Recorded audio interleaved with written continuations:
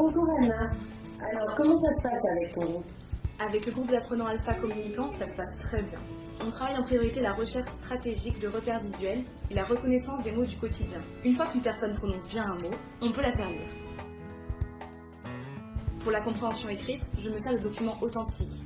Par exemple des billes de train, des ordonnances, des publicités, des sites ou applications de services publics, et aussi des calendriers, des articles de magazines, des journaux, des constats remplis, etc.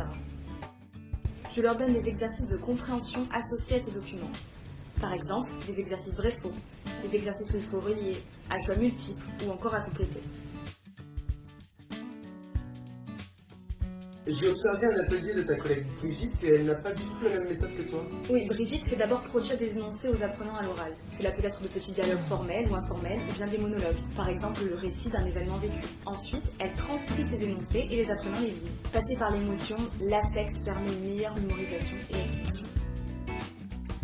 Et comment vous travaillez l'entrée dans l'écriture? D'abord, on travaille la prise en main du stylet, le placement des doigts, de la main, la souplesse du poignet, par des exercices de dessin et de traçage. Ça prend du temps, mais on essaie de ne pas leur faire faire des lignes dénuées de sens. On fait écrire des choses simples, mais utiles. On leur fait aussi repérer la différence entre les majuscules et les minuscules. On travaille en priorité les minuscules parce qu'à part dans les formulaires, on utilise peu les majuscules. C'est même plutôt mal vu dans les SMS et les mails. Pour le type d'écriture, il existe deux courants. Un courant qui prône l'apprentissage de l'écriture en lettres cursives, attachées, car le geste graphique aide à la mémorisation des mots. Un autre courant qui prône l'apprentissage de l'écriture en lettres script, car la majorité des supports authentiques sont écrits par ordinateur. Et qu'est-ce que vous écrivez? Pour la production écrite, j'essaie de trouver des formulaires papier ou numériques à remplir. On travaille aussi les vécus du quotidien. Par exemple, écrire un mot dans le carnet de liaison de son enfant, écrire un SMS de retard ou d'absence ou pour donner un rendez-vous, écrire une liste de courses sur un post-it ou sur le numéro de son téléphone, écrire un article pour le journal associatif, signaler un problème de travail, raconter une sortie culturelle ou écrire une lettre de motivation.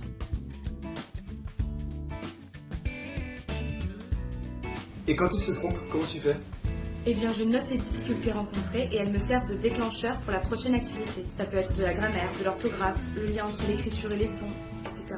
Je fais des ateliers où j'essaie de faire émerger les règles et ensuite on fait des exercices de systématisation pour arriver à une production libre. C'est super. Et toi, Jean-Pierre, comment ça se passe avec ton groupe? Avec mon groupe, on travaille beaucoup plus l'oral et on démarre doucement l'écrit. Pour l'écrit, on fait de la graphie à partir de leur nom et prénom, mais jamais de hors contexte. Ils s'entraînent à remplir un formulaire et écrire quelques mots simples en lien avec la vie quotidienne et les rendez-vous administratifs. L'objectif, c'est d'abord la présentation.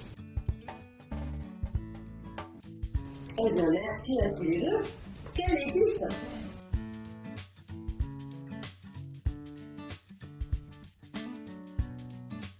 Avec des publics peu ou pas scolarisés, évitez de commencer par la lecture des syllabes.